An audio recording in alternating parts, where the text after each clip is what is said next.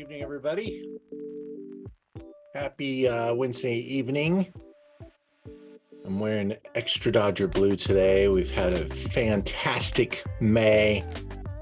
First place Dodgers doing what they're supposed to be doing.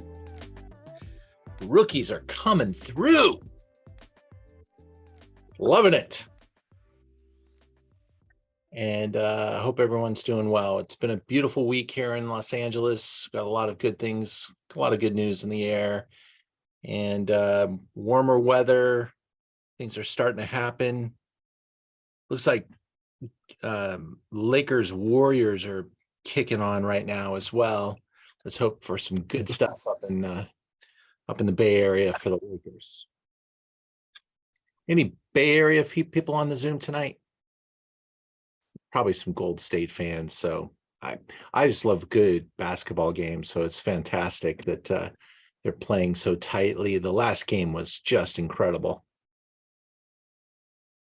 Well, tonight we're going to talk about wine, and here on Zoom into Wine every Wednesday night at 7:00, we produce some really fun content to be able to talk about the wines of the world and to ask questions, to taste some fantastic examples. We send out these really great little jars. Hopefully everybody's got their tasting kit tonight. Tonight we're talking Sauvignon Blanc. And there's never a bad time for Sauvignon Blanc, but man, this season, the fresh vegetables are coming in, the sun is warming up, you want a little lighter cuisine, the food changes a little bit, and Sauvignon Blanc just fits the rhythm of the moment. So we're going to get into a great flight of Sauvignon Blanc. I want to thank everybody for joining us tonight. We did sell out tonight's Zoom. And we are always happy to have a great audience. Sauvignon Blanc is a really important grape variety, and I want to just kind of give a little bit of background and perspective. The classic Sauvignon Blanc probably originates out of Sancerre for the world to discover, that and Puy-Fumé in the Loire Valley. But a lot of people get exposed through Bordeaux. They make a blended Sauvignon Blanc blend. Sometimes it's a little more Semillon. Muscadel is also involved in the equation.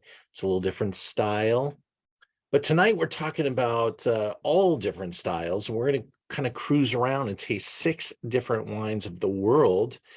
And we're going to start in New Zealand, which is kind of the leading Sauvignon Blanc producer today.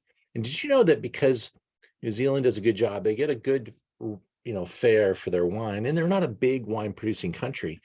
But did you know that New Zealand has the highest average bottle cost at retail of any country in the world? Over $10 a bottle. And that may surprise you. You think about the $1,000 wines coming out of Bordeaux and Burgundy and stuff, but those are the small portion of the wine business. The bulk of the wine industry is still in very low-end wine, and in France they make a lot of very inexpensive wines.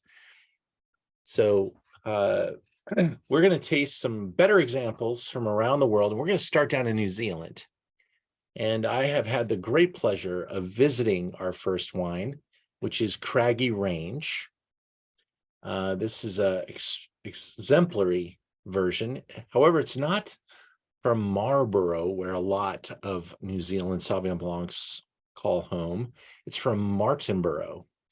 And Martinborough is kind of on the southern tip of the northern island rather than the northern tip of the southern island. And it is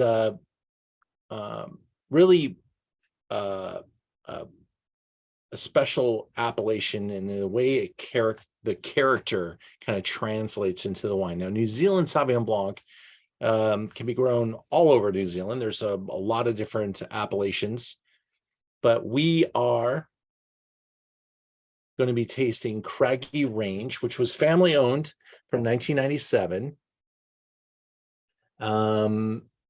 Actually a magnate from Canada. I believe he was a billionaire from the trash industry.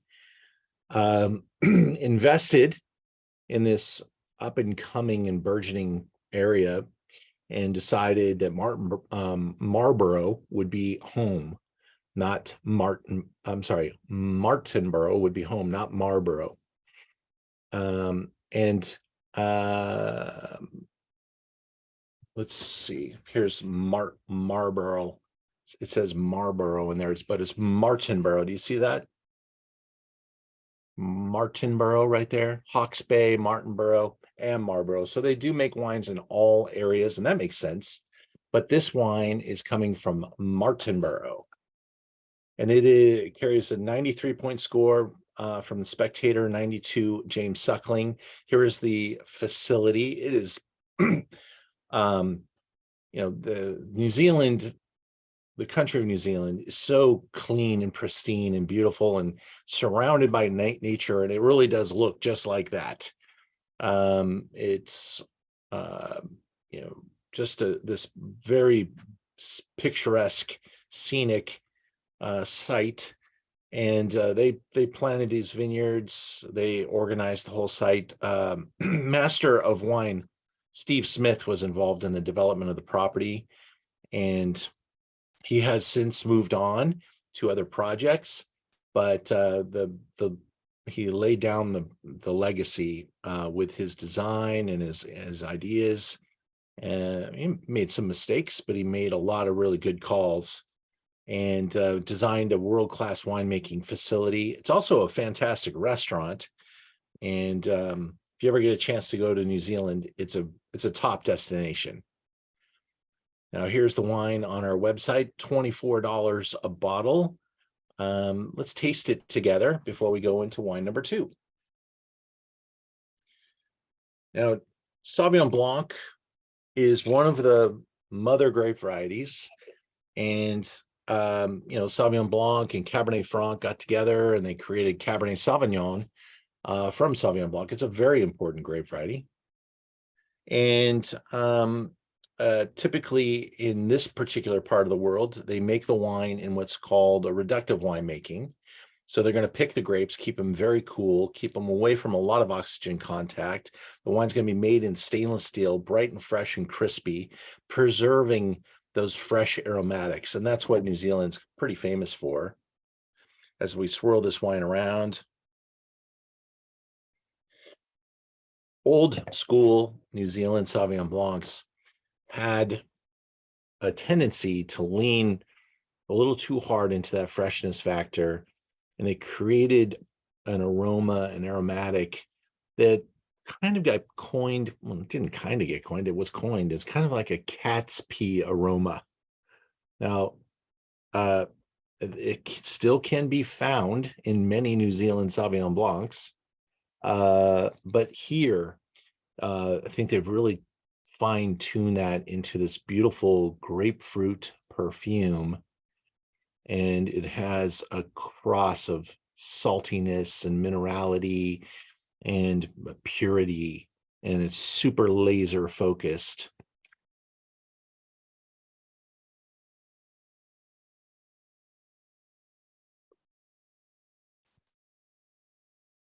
In the mouth, this wine's just got such a bright, fresh, crispy presentation. I'm holding the bottle right here that we poured it from. There we go. Craggy Range, Martinborough. It's called Timuna Vineyard. That's the name of their ranch there. This is the 2022, because they harvest in March of 2022. And by the first couple of months of 2023, this wine's on the water and arriving here.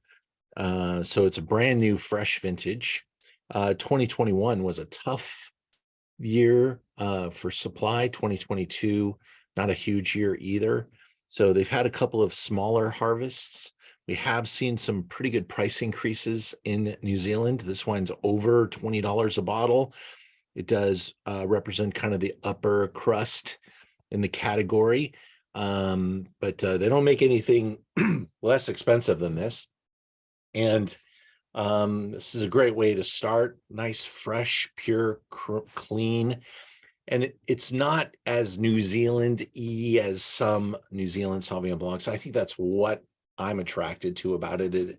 It has that crystalline, pure, focused energy and brightness, crispness, and freshness, but doesn't hit you over the head with this overly intoxicating bionic nose, nor does it have any real sweetness to it.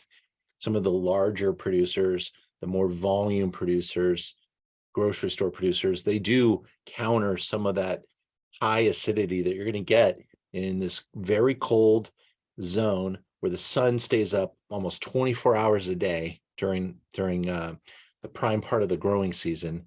The temperatures are cool. So you've got great sun penetration with very low cool temperatures, which keeps that acidity very elevated and that fruitiness there, but the alcohol here is super restrained, 12.5. So it's kind of like the best possible combination of things, and that's why New Zealand has become the juggernaut of great Sauvignon Blanc. I'd love to hear what you think. I can get a little lost in the nose on this wine. I really love that perfume. It does kind of have a little hint of maybe sliced jalapeno.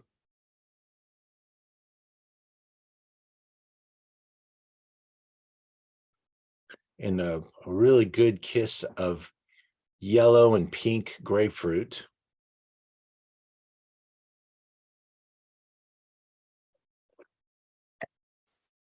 But that there's so many quality marks. As soon as you put that in your mouth, you feel the definition, the richness, and the cleanliness. I mean, my God, my palate is so, it just completely eviscerated any flavors that I had in my mouth prior to the tasting, woke my palate up.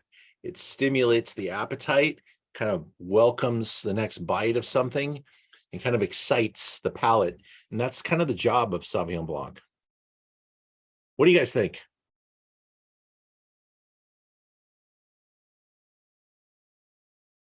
Can't hear anybody, but I'd love to hear someone come on board. Hi, Lisa Test. Well, I'm not drinking it right now. It's not my favorite Sauvignon Blanc. I'm drinking a French Sauvignon Blanc. That's too grapefruit for me. Very good. And that's the beauty of wine. So we're all going to have. I love Sauvignon Blanc, but that's just not the New Zealand ones. No. I usually find the New Zealand ones, I noted in chat that they have a tropical note to it. This doesn't, which is unusual, which is kind of refreshing.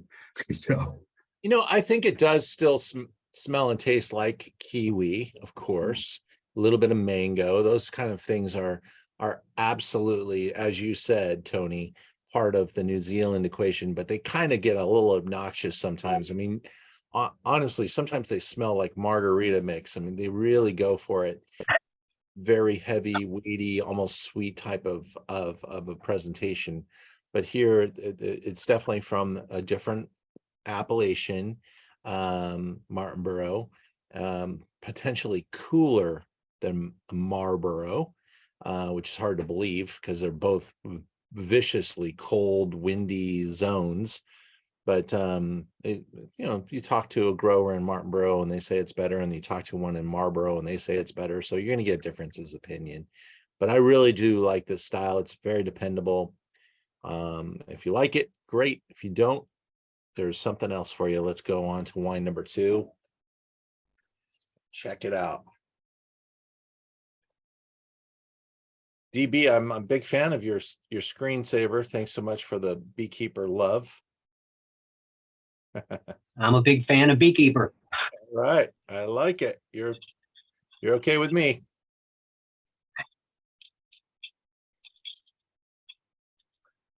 All right. Can you guys see the Southern Right label? It's wine number 2. This is where we're going to go now, to South Africa. And I don't want to keep saying this, but damn, this is one of the great places I've been able to visit. I went out to, it's been a few years, but kind of timely. Last night I was able to hang out with one of my best friends, Clay Mortson, and he got married to a beautiful South African young lady named Carrie. And they had their wedding down in South Africa. So I was best man at the wedding. I got to go down and they got married on a big 5 game reserve. And then just before the wedding and activities, I took a little wine trip down into Stellenbosch and traveled all the way across over to Walker Bay, where this wine is made. And it's part of a really great brand. Let me just show you here where we're at. You see Cape Town, and then this area is over here. So we're on the other side of the island, and we're with Hamilton Russell. Hamilton Russell is the name of the brand, and they make great Chardonnay, great Pinot, which I carry, I think, all of them. They don't celebrate the Hamilton Russell brand as much on the Sauvignon Blanc. It's called Southern Rite, but Anthony Hamilton Russell, really a great winemaker, been celebrated by the Wine Spectator, one of the top wines in the world. He gets a lot of attention. This is a beautiful Sauvignon Blanc, and I love Sauvignon Blanc from South Africa. I know there's different aspects and angles, and I have the Beteverwachten on our website, which is a longtime favorite of mine. But this one came into my life a little more recently, and into our inventory a little more recently. This is the new 2021 from them, and that you could see the proximity to the ocean, and it's just like right there, and you get this cool breezes off the oceans. They again grow Sauvignon Blanc, Chard, and Pinot Noir at Hamilton Russell. Been able to taste there with Anthony. It was a great visit, and I told him way back then, like 15 years ago, I am gonna love telling people about your wines, tasting your wines, and I've been buying his wines every year since that visit. This wine is $17 a bottle, and it is such a good deal. The South African currency is a little stressed versus the dollar, so we get an incredible, exceptional value out of South Africa. So that's playing a big part of the pricing here. When you smell these wines, you still get that saltiness, that minerality, that brightness, but not quite the way they tell the story down in New Zealand. It's got a little bit of like 1 foot in the old world, 1 foot in the new world. The nose is super clean, like salt air.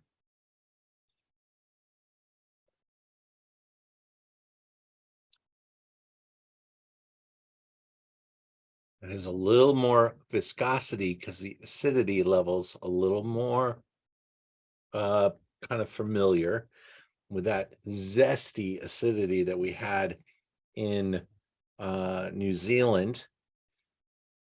It leaves your palate pretty dry pretty quick. Here you get a little bit more roundness, a little bit more richness. I want to see if I can go into the website and see a little more technical stuff here. Winemaker's tasting note, that's what I'm looking for.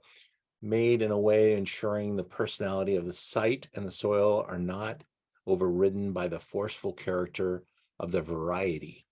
This wine exhibits the typical Southern Rite balance of tight old world minerality and length with hints of new world texture and body. The 2021 is a wine that flavors origin and expressive individuality, minerality, and palate complexity, ahead of pure, pungent varietal aroma. A significant percentage of the fruit from iron and clay-rich soils has added a textural and structural component and additional overall complexity to the wine. Sandstone soils have contributed their tropical bright tensile character and a marked minerality. So good detail there. It is 100% Sauvignon Blanc. There's no other grape variety. It's very much a clean, fresh, bright expression. Wonderful texture and weight here, like I said. Love to see what you think about this wine compared to the first. Anyone care to comment?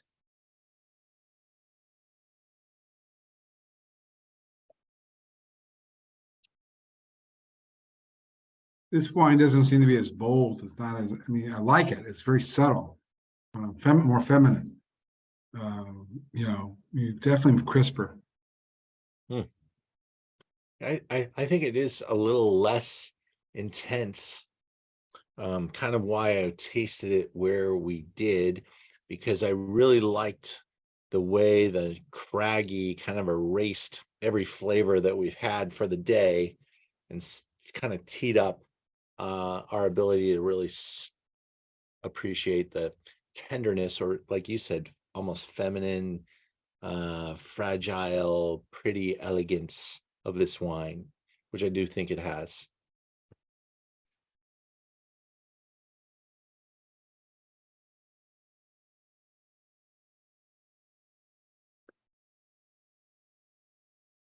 Value is hard to beat, 17 bucks a bottle.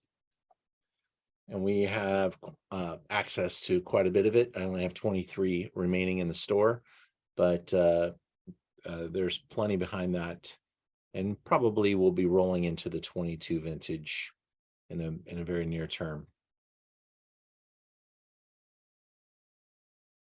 To move into our third example tonight.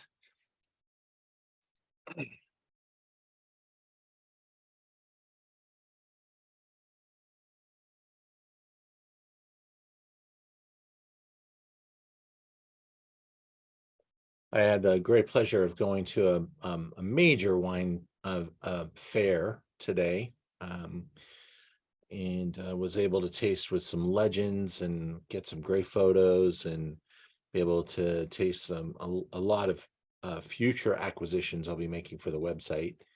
It's one of the joys of our business is that the homework requires us to taste lots of wine, and that's what I did today. I probably tasted over 150 wines today. My teeth do show it. We're going to move now into another value, and potentially this wine will be quite a different step for us as we go into the Entre de Mer in Bordeaux. And we're going to be tasting Chateau Le Héroman 2020. Very good harvest in Bordeaux. And you can see where the Entre de Mer is in southern Bordeaux. It is kind of famous for being where a lot of value comes from in Bordeaux. Flatlands that can often be farmed by tractor, and there's really not a lot of pressures for mold and mildew, good sunshine. There's quite a bit of vigor in the soils though, and so they have to work hard to keep the quality high in this area, as it might want to overcrop and create some challenges. But from a value standpoint, it's kind of exactly where you want to be. And that's where this wine stems from. It is a little bit of a blend, which is what they do in Bordeaux. Here, they've blended Sauvignon Blanc and Semillon. Beautiful pale golden color, a fragrant and lively wine with rich aromatic intensity, notes of grapefruit, boxwood, blackberry leaf. That's a specific reference.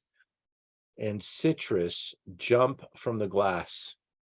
We'll be the judge of that. On the palate, this wine is round with flavors of sun-dried fruits, almonds, and honey. A lovely crisp white, dry white that should be consumed young. Pairs well with poultry, shellfish, grilled fish, and pastas with cream sauces. That's what that says.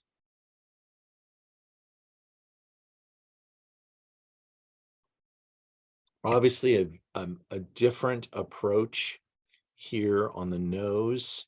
We've changed country, we've changed latitude, longitude, everything about this wine has changed. Here's Aromans, and in Bordeaux, there's a little bit more of an oxidative approach. You could see a little more golden color here. It is important to be able to farm with machine. There's not a lot of hand labor. Hand labor is expensive, so we're looking for value here. And again, you have to do things to kind of stress the vine a little bit. There is no watering of the vineyards. There's plenty of rain. So sometimes the stress does come from the heat and drought. But in 2020, a very good vintage. This is a wine that it sells for less than $16. And I only have 7 left in the store today, but I have 36 more on the way.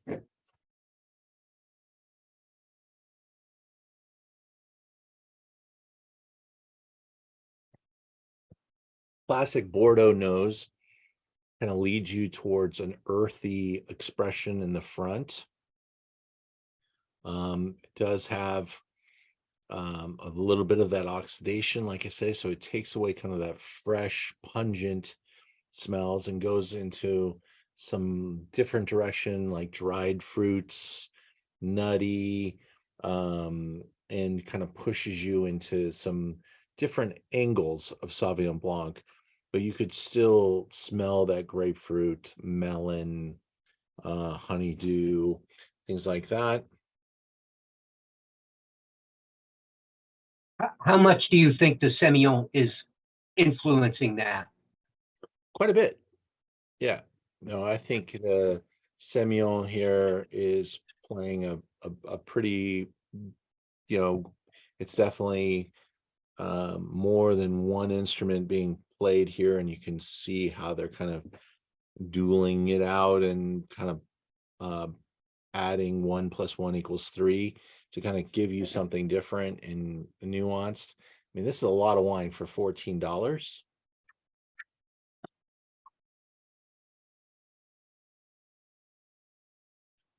Little vegetal components as well, a little bit more like bell pepper. There's some leafy character. They said blueberry leaf. So how many of you have picked enough blueberries to know what a blueberry leaf even smells like? I'm not sure I have.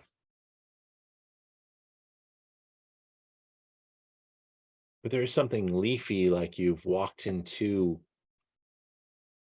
some kind of thing. So I can get lost in the idea of being in a thatch or patch of some sort of fresh fruits and catching all that type of aromas and aromatics. It's got a kind of a nice little nose. I mean, you kind of have to enjoy the kind of that Bordeaux presentation to be able to like this. I think that's a qualifier. But I think if you were in a nice French bistro and presented with a glass of this as a welcome wine, and probably a very fair price for a glass, I think you'd be pretty satisfied. And this wine's working pretty damn hard, $14 a bottle. It doesn't seem very acidic. Was it a dry year, 2020? I just think that the Bordeaux, there's plenty of acid here, but in comparison to the prior two, it's a much warmer spot. So that acid profile is kind of tamed back a little bit, where we just visited 2 very extreme vineyard sites with a lot of ocean influence and a lot of very cool breezes. And so I think we're talking about slightly different acidity structures here, but this is also that oxidative tone kind of takes your attention off of the acidity and kind of gives you a little bit more to wrap your brain around, a little more complexity. It's not one note, and we've got the two varietals as well. So I think it's kind of working in harmony here. Is it perfect? No, it's not a perfect wine. It is a $14 wine that's pretty damn good for $14. And I think it represents our Bordeaux category pretty well. I could have shown something extreme. I've got some fantastic white Bordeauxs. I love white Bordeauxs. I love Pessac Léognan. I love my wines from boy, we're getting quite a few different white Bordeaux references on the website from some really top houses.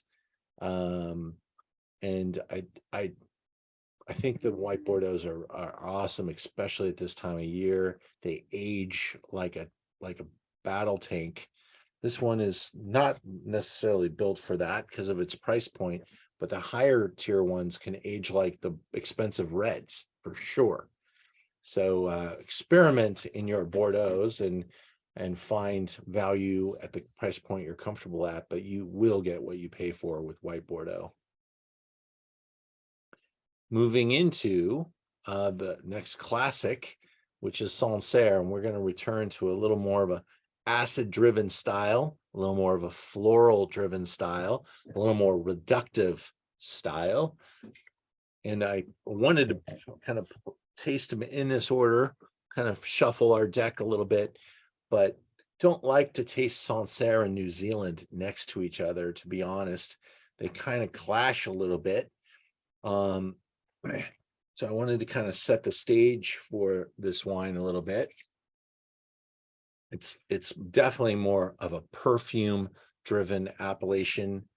Very pretty, very gentle, very high in acid, very fresh. This is a small family producer that's been doing Sancerre for about 200 years. Of course, this is the Loire Valley, and it kind of wraps around here. And you can get, let's see, I want to make sure I'm correct. I know I'm in Loire Valley. Where am I there? In this one, it seems like I'm down at the bottom. No. Sancerre is there. We're definitely in Sancerre. I'm not sure why that circle is over there. I gotta ask that question later. Oh, these are the communes of Sancerre. Okay, so this is the town of Sancerre, and that's where she found it. Okay, let's see what it says. So Chotard and his wife live outside of Sancerre in the village of Rigné. Okay, so that is what that was about. Let's see if that holds true. I don't see that. I don't know. I can't verify that circle's accurate. She probably pulled it up on a Google page, knowing my assistant.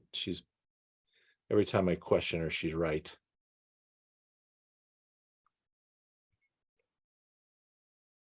The Chotard family has been making wine for over 200 years.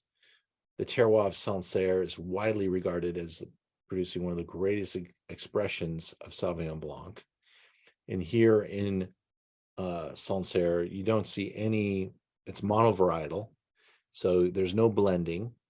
And the style is just about the soils and the place. They can make red wine there. The red wine is made from Pinot Noir.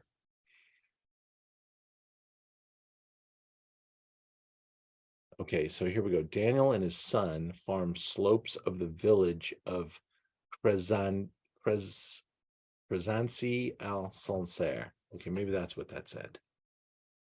And that's what that said. Look at that. Crezancy or Crezancy. Ah, she is right again.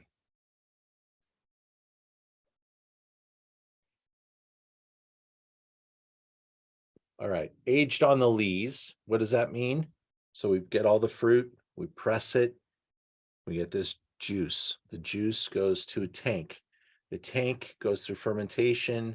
The fermentation throws off little solids, little particles, dead yeast cells. It all floats to the bottom of the tank where it's called lees. Sometimes we call it surly or on top of the lee. And so we're aging it on top of these particles, and they're still alive, and they start to off-put little aromas as they start to decay. So we want to keep those lees fresh and bright and clean, adding good aromas to the wine, sometimes stirred back in, surly, stirred type of lees that adds the batonnage of lees, can add some texture, some interesting elements to the wine, but they don't do that in Sancerre, especially here. They're saying aged on lees. So they really don't want the stirring. They don't want to coax the texture or anything, or knock down some of the vibrancy or the freshness of this wine. And it's amazing. It's just a little bit of wine technique could really kind of take you away from that. Let's swirl and smell. So pure, so fragrant. Definitely enter into a world more of flowers than fruit.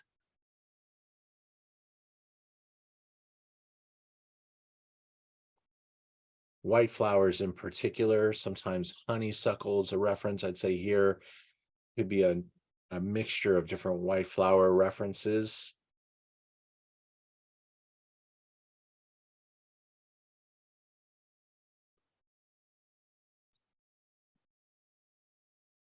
Number of very good pairing opportunities with appetizers, little goat cheese, crackers type of thing. But certainly, dishes like I like taking Sancerre out for sushi, different seafood presentations, oysters. I went to my friend's restaurant on Monday night in West Hollywood. It's a restaurant called Traktier. You might hear me talk about this often because he's a very good friend of mine. His name is Oleg. And they make a very traditional Ukrainian dish. They are Ukrainian. It's a Russian restaurant. And they take this marinated white fish that basically kind of lives in olive oil until they put it on a piece of toasted rye with a little bit of a creme fraiche and shaved white onions. Now, the white onions are probably also marinated in vinegar. So you got this rich white fish with olive oil on this creme fraiche type of, it's almost like a cream cheese, but it's not quite as cheesy. They put the fish on there with these vinegar pickled onions, and the combination just makes my mouth water. Now, my grandfather, Thorl Paul, good German man, grew up giving me fish on, that was lunch, like sardines on rye toast, and sometimes they had mustard on them. Sometimes it was like half an onion per sardine. It was always onion laced. So the first time I had this dish, this Ukrainian dish with Oleg, just great memories of my grandfather when I was growing up. And this is absolutely a dish to have with Sauvignon Blanc. Go see Oleg at Traktier. Here's what the vineyards look like. Look at that. That you can almost see the white limestone soil coming right through the vegetation, the florals. This is the bottom of the ocean type of stuff. The sediment from the ocean creates this limestone soil. The limestone soils are everywhere on the planet, but they kind of pocket themselves in certain areas. Not everywhere has limestone, but good vineyard material. And this is one of the keys of Sancerre as a growing region.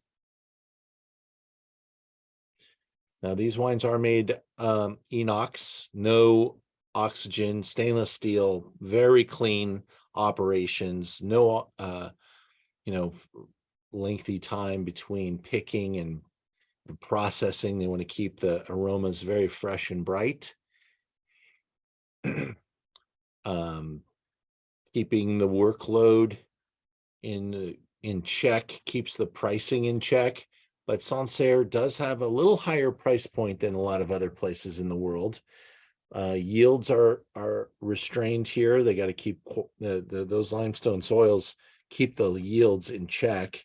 These vines are pretty stressed out. Limestone has very low vigor, and so it really makes the vines work a little harder to produce quantity. Again, no watering of the vineyards, stainless steel, no malolactic. And you take a wine that's from a small family farm and you bring it in, there's very natural winemaking processes. This wine's imported by Kermit Lynch. And we have it at $38.95. Elsewhere seen around $40.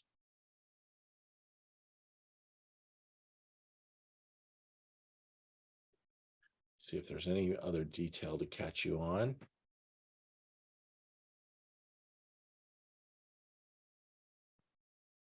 I think that's about it. Comments about the Sancerre?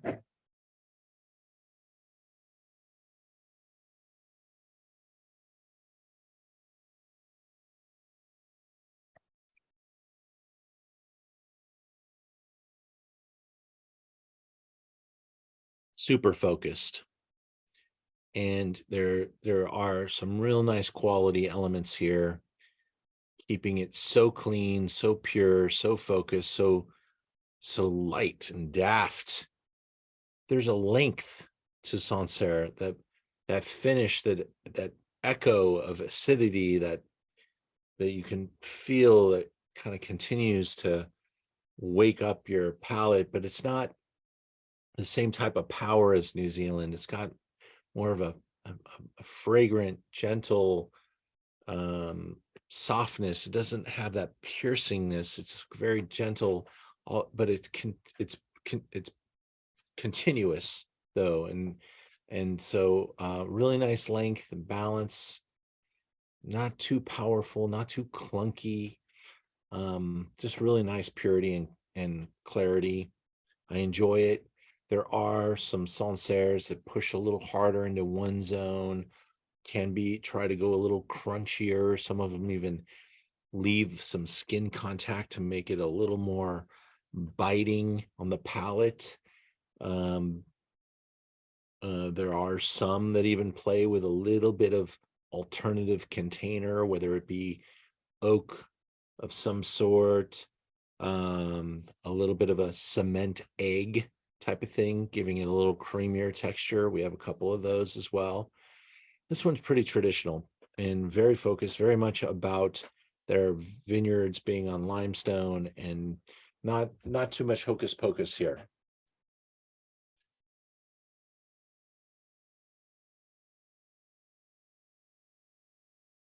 Yeah, I just saw, Lisa, I see you're drinking La Mousserie, and that's a good example of a little more modern effort, where they put the Mousserie as a top seller around here. And let me just show you, if you want to find a number of different Sancerres to talk about. Go to France. You could go to France and go to Loire and click there, or you could go up here to the corner and hit search and just put in Sancerre, which I think is probably better. And I carry a nice array of Sancerres, but they're all pretty tight, between like 30 and 50 bucks a bottle. I've got one $90 version that's super old vines and special from Alphonse Malot. but this is the category.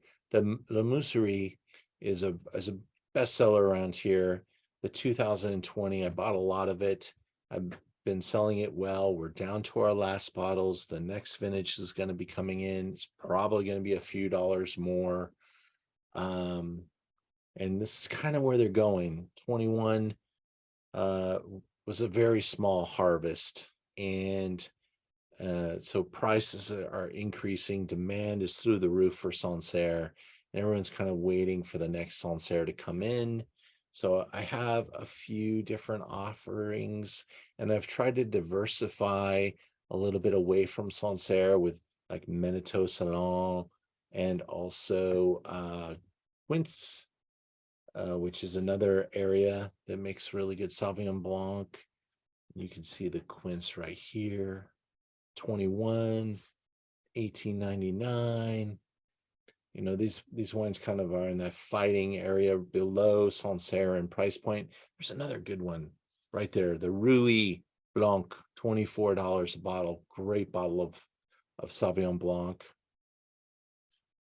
Do you carry a like a biodynamic Sancerre? And do you find there a big difference between biodynamic and commercial?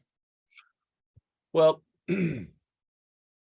I'm not sure how many producers there are in Sancerre that would be biodynamic, but I bet we could Google and see. Now, there are some great Loire Valley biodynamic producers. And when we say biodynamic, we're probably talking Demeter. Demeter is a certification for biodynamics. Biodynamics is a very special path of grape growing. Let me see, sales of organic and biodynamic wines of alone. This is interesting. It's a competing website, but this is all Euro. So we're probably looking at in France. It doesn't say that they're biodynamic though. The leaf means bio,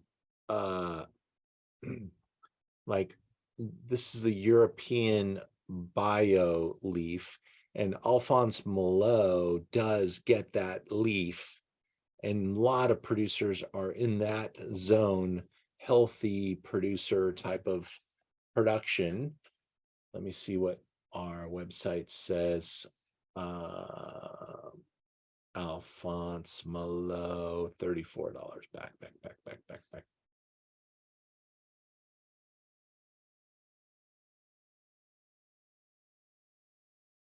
Okay, where'd you go, Alphonse? Let's go there.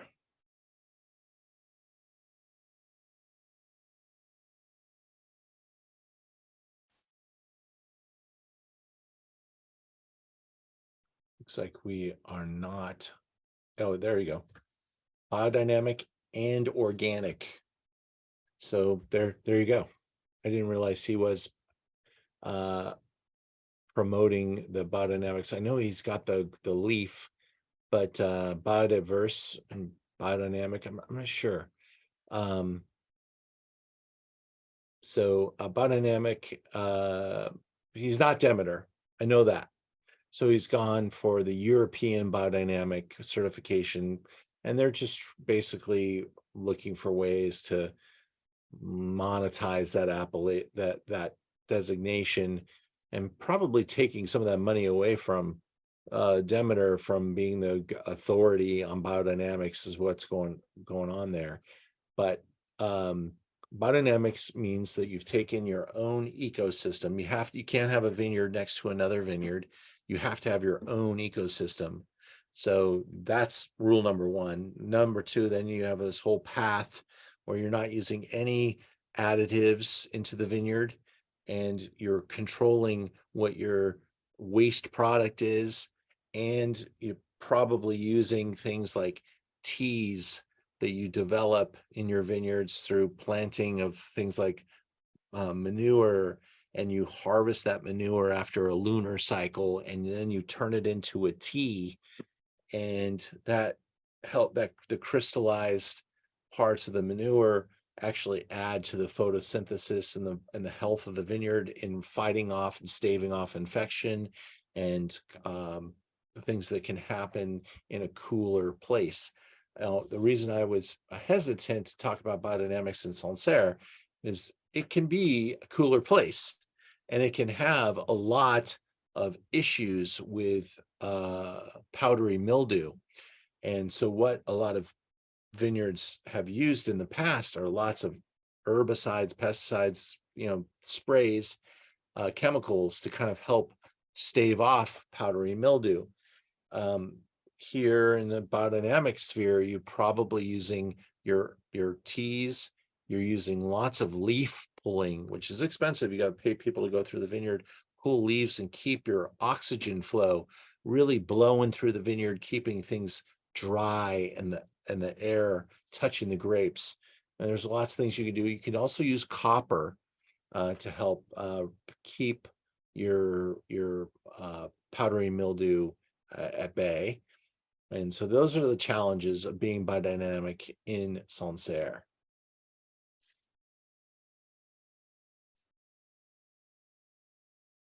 Thanks, Gia. I'm glad you like the Sancerre. Wendy, I saw that you liked the Southern Rite. Thank you. Let's go back into the PowerPoint and go to our next wine.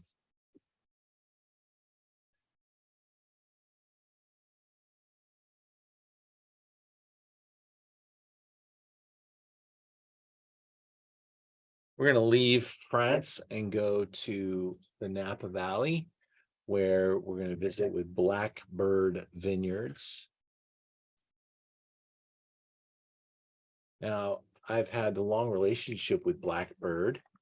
The owner recently sold, and there's been a change of ownership. Aaron Pott still involved with the wine, and he's a very good friend, and sources the fruit from some of their own vineyards they farm. And it's very Bordeaux inspired winemaking, and that's always been Aaron's gospel. Aaron was taught to make wine in Bordeaux by a lot of French classic winemakers, and he brings that sensibility to work in the Napa Valley. He does use the Bordeaux style of blending, 84 Sauv Blanc, 16 Semillon. He's doing that in the Napa Valley. We're looking for a little more citrus here, a little more lemon lime approach. The ripeness is probably going to be a little more promoted here. You're going to have a little more palate weight, a little less acid profile.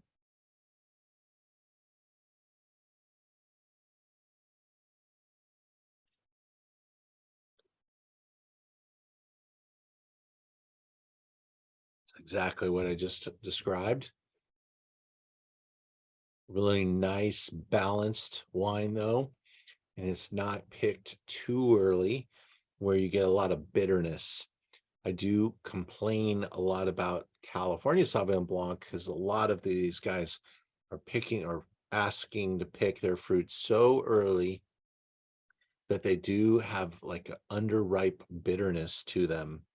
And I think this wine has got the right amount of ripeness. Natalie, I see you coming on board. Are you there?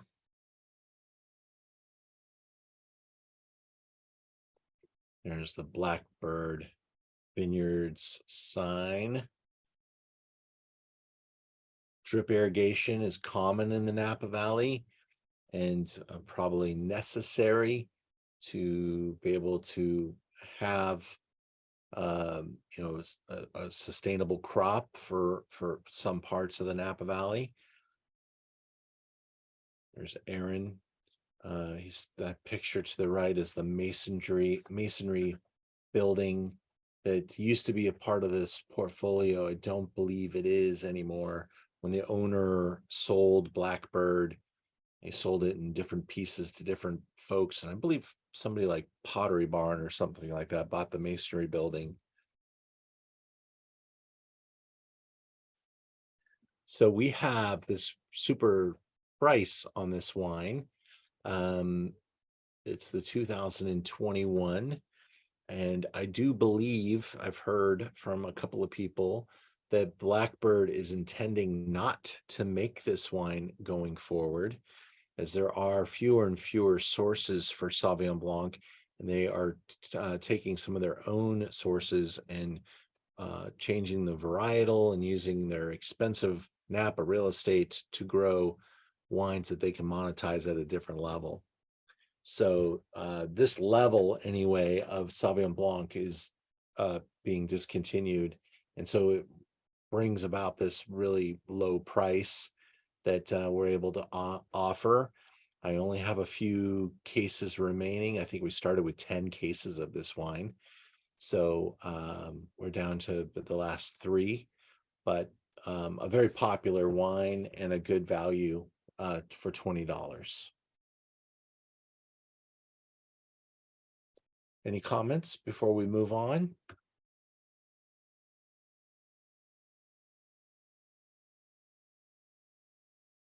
Natalie, I saw you click in and click out there. Hope your connection's okay.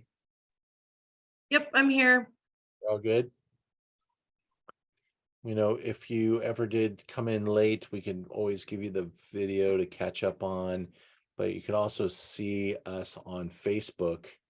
If you go to the Facebook.com/Zoom into Wine, you'll be able to find us live on Facebook, and then this video lives there forever. So Facebook.com/Zoom into Wine will get you to us if you ever want to see the video that we just published there, or you can just email us and we'll send you the link the following day. We post these on YouTube, but it takes about a day to do that. Our final wine, we wanted to show wines at different price points. And so we showed a couple of classics, South Africa, New Zealand. We headed into Sancerre, Bordeaux, of course. Now we're going to finish up with our high tier effort from California. There are a number of famous producers that push into some pretty high price points. I was able to taste one of my favorites today at the trade tasting I attended from Robin Lale. Just a beautiful Sauvignon Blanc that Philippe Melka makes for her. And there's a bunch of winemakers now in the Napa Valley, French winemakers that made white Bordeaux, and they're bringing this style to the Napa Valley. And Napa Valley is waking up and saying, hey, if our Napa Valley cab is going to be $150, $200 a bottle, and the land's going to be valued to make that kind of stuff, we got to make white wine that can compete with that. So you're going to see more $100 to $200 white wines coming into the marketplace. And the Lale is probably about $150 to $175 already. And that's called Georgia. But the Crutz family has some really amazing fruit contracts, and they're not a big producer. And in fact, they got started a few years ago as a cheese shop down in Carmel. And one of the brothers started making a little bit of wine for the cheese shop. The other brother went into full winemaking up in Napa Valley. And 20 years later, the cheese shop is now selling the brothers' wine from Napa and Sonoma County. The wine that we're tasting today, the Crutz family, is from a Beckstoffer vineyard holding that's very important. And it's called Beckstoffer Melrose, and only a few people get fruit from this site. They've had the contract. They'll have that evergreen contract as long as they pay for it every year. And I'm sure Mr. Beckstoffer's not losing money. And this is probably very expensive fruit. Here's a picture of the site.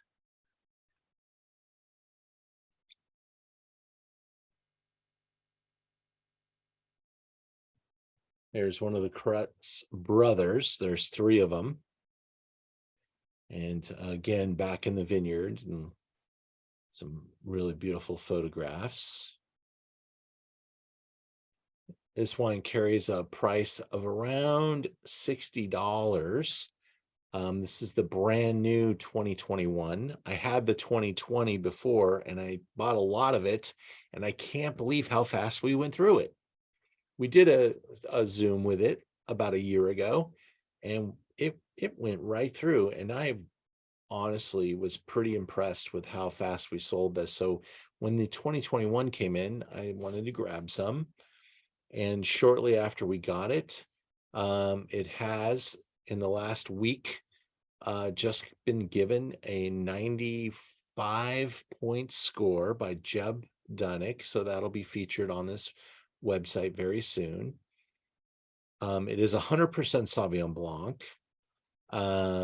It comes from an old vine vineyard from Rutherford appellation. That's where the Beckstoffer Melrose vineyard comes from. And it's farmed, they're farming Sauvignon Blanc now in the Napa Valley like it is Cabernet. Back in the day, they used to really push the crop and try to get 10, 12 tons per acre. Now they're looking at 3, 4, 5. And so it's elevating the price point, but it's also improving the quality. And this little leaf on the label kind of pays homage to the state flower of Mississippi, where the family comes from, Krupp's family. They're now all in California.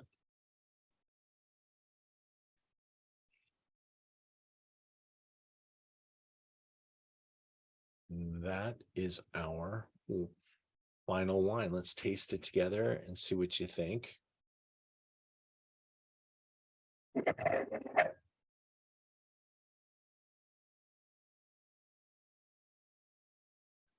So this wine does see a little bit of time in some nice French oak. It goes through both primary and secondary fermentation. None of the other wines that we had today did that. This is just both primary alcoholic fermentation and malolactic conversion.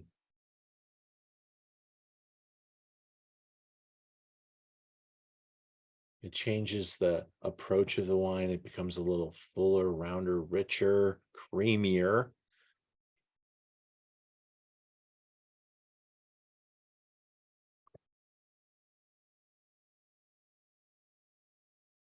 Carries a bit more palate weight and concentration, texture, length. And the length is there for different reasons. Instead of the high acidity, it's got that high level of concentration. Good acidity though. And then that little bit of wood helps guide it, and that fatness and roundness kind of help push it along. So it's got a bit of a different model. We're still tasting it actually. What were your preferences tonight? You've tasted 6. Love to hear what you thought. You have any favorites, likes or dislikes? Love to hear them. Yeah, Ian, I have a question. Please. So you said the only one that had mallow and oak is number 6. Correct. So what gives number 5? There was the cheesiness. Where does that come from? I think he plays around with a little bit of lees stirring. Mm, He loves his lees. mm, That's definitely his style. got it. And wood would be expensive. There might be some wood on that. I don't recall seeing that in the tasting note at all, though. There's no way it's 100% wood barrel fermented at that price point. Mm, So he might use a little bit and just add that, but I believe most of what we're talking about in the texture department comes from Aaron's use of Lee's stirring and Lee's manipulation. He really pulls. He has a kind of a signature style and mouthfeel that he goes through for with that, and he learned that in Bordeaux. I see. It's very interesting. I never had a California Sauvignon. Very different. You've never had a California Sauvignon, or I mean, not made like this. like a the last Sauvignon. one, or the one with the Well, blackbird? 5 or 6. I've never had ones with more body. Okay, yeah, because most of us have them, and they're almost like that bitter green, Mhm. light, lean, pungent style. Mhm. And I frankly don't think I have any that do that. I have one in Sonoma County, Mary Edwards, and she really goes for it with the wood barrel, and it's delicious, but it's a pretty aggressive style with use of wood, and people love it. But out of California, I'm pretty hard on Sauvignon Blanc. Yeah. I do have a little Dry Creek value, about $13. They do as good a job as anybody in that price point, and that's a really good seller. And I use that in my wine camp class all the time as a model California Sauvignon Blanc. But it's very much a stainless steel, clean, crispy, grapefruit, pungent style. And I keep the number of that style to a minimum. I only Yeah. need one. It's not as interesting as these. Yeah, well, you definitely are paying a little extra more, but the Blackbird opportunity is a good price value for the $20. That was kind of a $35 to $40 wine for them. Like I said, I've heard that they're kind of discontinuing that effort and converting that vineyards, or selling those vineyards, or doing something else to move that line into another category. And those are kind of some of the choices that Napa Valley's going to have to make. There's been some recent vineyard acquisitions. There's quite a bit of M&A going on right now in the wine industry. Really big transactions, not the little teeny ones where I'm sure they're going on, but the size and scope of some of these things that are happening are massive. Duckhorn just bought the Clos de Bois facility, Wow. $55 million, so that they can increase their production. And it comes with a big license, and they're big publicly traded company now, so they got some stockholder growth numbers to match, and that's this type of stuff is happening. Plus, we have a lot of foreign interest coming into the Napa Valley, whether it's the Bordeaux families. The Antinori family from Tuscany just finished buying Stag's Leap Winery yesterday. They already had part of it. They bought the rest of it yesterday. So you got the Italians, the French, and so quite a bit happening, and very high prices being paid. These are not discount deals. These are like historic levels. And one particular vineyard sold for almost $1 million an acre in the Napa Valley. So we're gonna see continued elevation in price and the property and where these brands are going to be going. I'm sure that the Napa Valley will continue to make less and less wine because of it, but it will probably just keep getting better and finding higher plateaus. What it's all about. Well, I hope you found something that you really liked. Natalie, did you get to taste all 6? No, unfortunately, my wine did not make it today. UPS said there was a weather issue that is delaying it till tomorrow. So it ended up working out fine because I had a friend in town to visit. So yeah, that's why I was late to Okay. the Zoom in the first place. So I'll just rewatch tomorrow with the wines and get to enjoy them then. What state are you in? I'm trying to remember. Nebraska. Nebraska. Okay. Nebraska. Well, we love having Nebraska and having you here. Sorry that's probably the 4th or 5th time in the last 6 that we've had some. But I know it's just the adventure. It's the adventure of finally getting to taste the wine. I'm bummed that I didn't get to try the Rioja. Yeah, that one never made it, did it? No, but after like 2 weeks, it was probably better that they probably weren't good anymore by that point. Did that ever deliver? No, it went back to you. It was weird because the last message I finally like it was coming. I got a delivery notification. It was coming that day, and then it was, we missed you. And I said, there's no way. I've been here all flipping day. And then the next notification, just like an hour or two later, it updated to that it was damaged and it was being shipped back to shipper. So I don't know. It was an anomaly. I think it was the UPS driver that decided to enjoy it. Haven't been telling him what's in the box, right? Yeah, no, he knows. Ever since COVID, the wine has been coming pretty frequently to my house, and he's like, "Here's another one." All right. Well, the adventure will continue then, but I'm sure I got to catch up with Andrea and see what the latest is. You know, they don't make it easy on us to get that stuff refunded either. We have to like ask, and then they deny us, and then we have to ask again and file it again. I mean, they make it tough. But they're pretty damn good at what they do. So, you know, luckily it's not that many. Mhm. Only in Nebraska. Only in Nebraska. Yeah. But I'm coming to Napa. I leave on Friday. I'm super excited. Did we ever talk about your trip? No, we didn't. You've been traveling, but that's okay. Well, I have some time. If you want, we can even stay on the Zoom after here and talk Okay, through. sure. Love that. Okay. Okay. DB, did you get to taste any of the wines tonight, or you just playing? No, I have all the wines. This is the first time I've done this with you.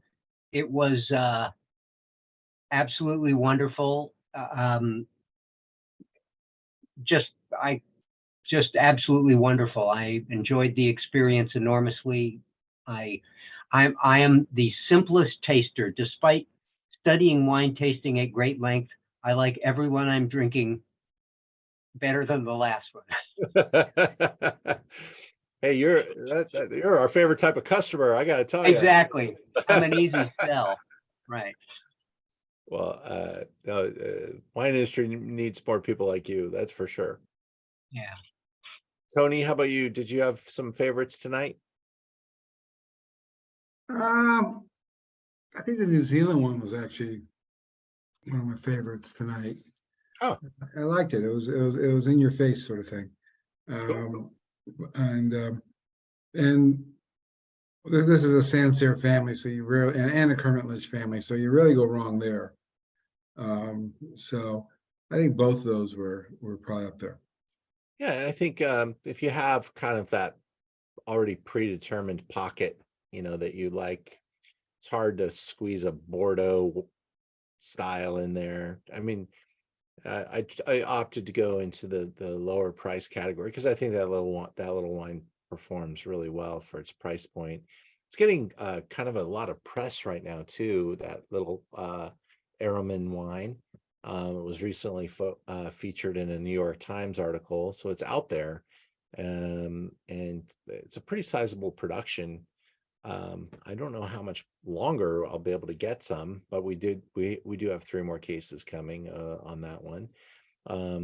At Kermit Lynch, they're completely sold out of every Sancerre. Like, we're all waiting for what's going to be next. You know, and I think the higher prices have slowed down the category, and that always just kind of lifts the curtain and allows people to see these other spots like Quince and you know, being able to buy some Manitou Salon. Who would even bother before, when it was $1 or $2 less than Sancerre? Now it's 10, 15 bucks less.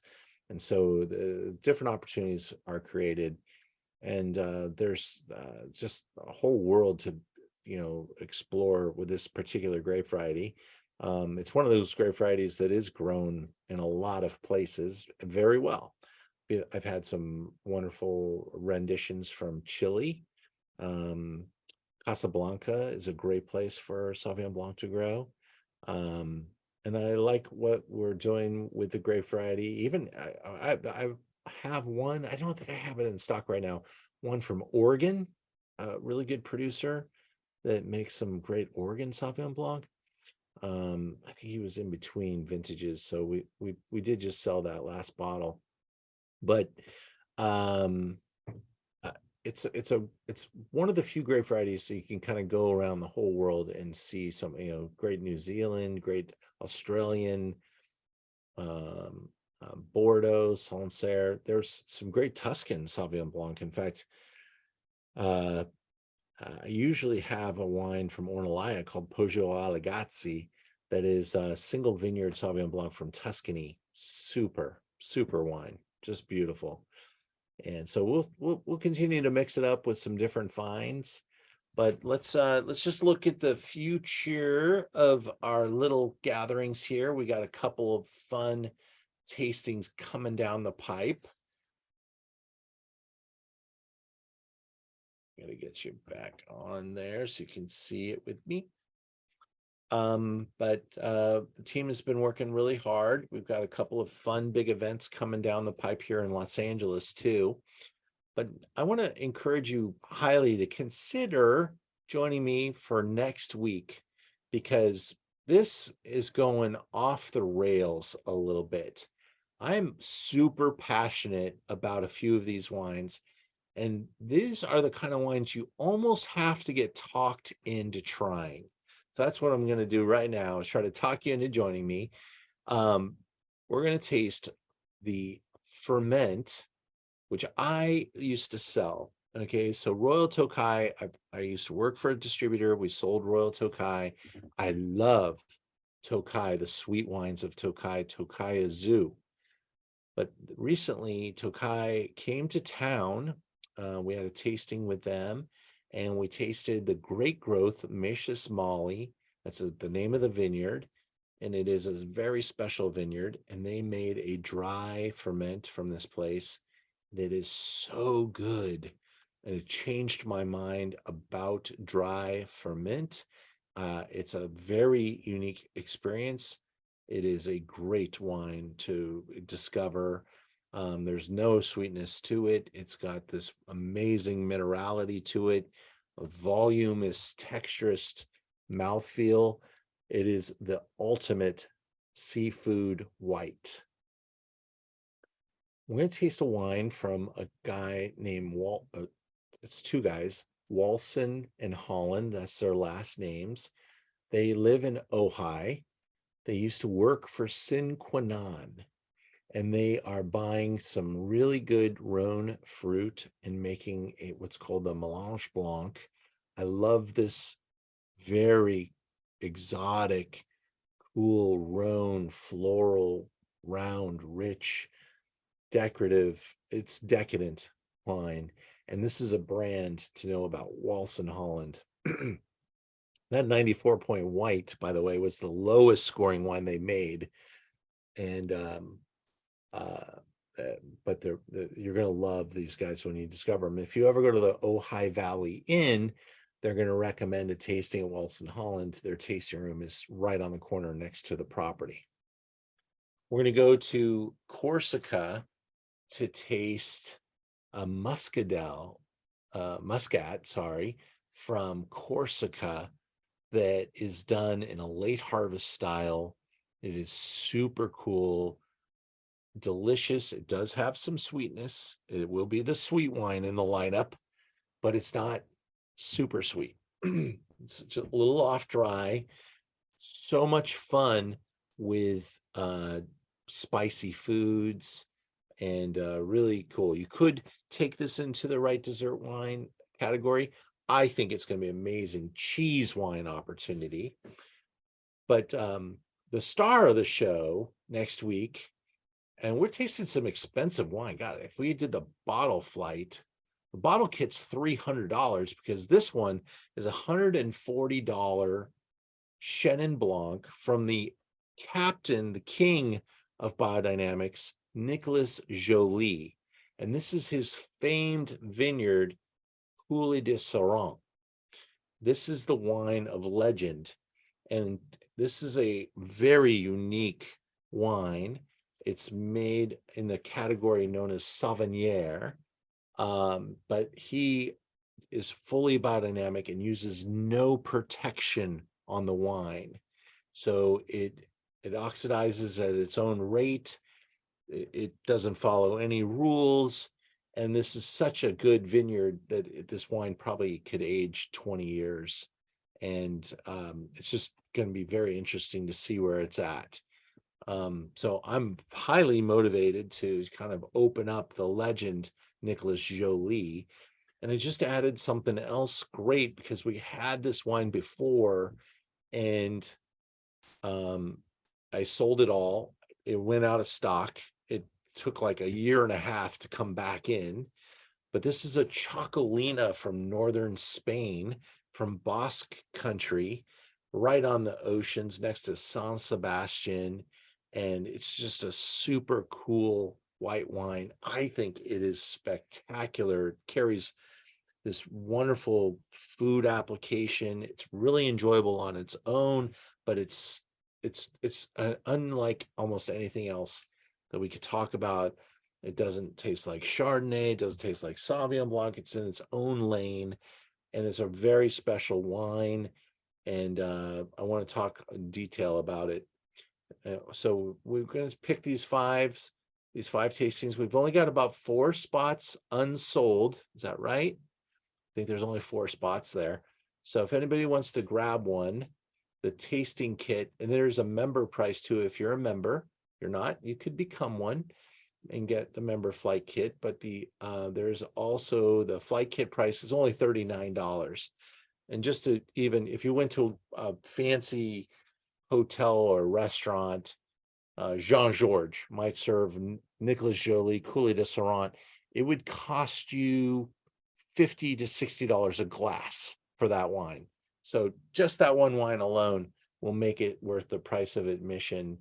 The others are a bonus. So check out the alternative whites, because this is living good, being able to taste some really cool different stuff that you may have never tasted before. Now, the biggest sell I have is the dessert wine program. It's in trouble. So if you like dessert wine, you better buy a ticket, because I might not be able to teach this program. I went kind of into the high-end category. $700 of wine, 4 bottles. One of them being the 2010 Chateau Yquem, one of them being the Ormeus 6 Petunia. That one, the Yquem is $324, the 6 Petunia is $170, and then the 30-year Tawny is $140, and then the 15 Blandy is only about, that's the deal, $55 bottle. But we're going to taste some Madeira, some Tokai, some Sauterne, some port, Tawny port, and these are best, as the name says, ultimate dessert wine. This program is doing very well and is on its way to selling out. Our top red flight from Paso coming down the pipe really soon. I just got back from Sicily, so I'm going to share some passion and some crazy stories about a couple of great wines, including the Angelo Gaia's new acquisition in Sicily, a wine called Ida, where the champion of Sicily of Mount Etna is Benanti, and then a couple of really small, super geeky Nerello Marscalese from Mount Etna. These are special wines. This program is going to do very well. Sales have been good, and we got a ways to go. We haven't even announced our Zinfandel lineup yet, because we're still working on it. But coming out after that, we've got Ojai Vineyards, a night with Adam Tolmich, and I want to see 100 people on this Zoom. This will be a great test for us. I priced it for $20. This guy is right up there with some of the best in all of the wine industry. He was involved in Aubin Clement, and the Ojai wines. Look at the scores. He just got these scores: 94, 96, 94. The wines are beautiful. They're all single vineyard, and we've got him live on the Zoom for an hour. It's going to be a really special time to hear his story and to hear it straight from him. Thanks, guys. I hope you had a good time, and I hope to see you all again very soon. And I'm very happy to be doing this every Wednesday at 7 o'clock at Zoom into Wine. Tell a friend, and let's keep it going. Talk to you guys later. I'll see you on the other side. Ciao. Bye now.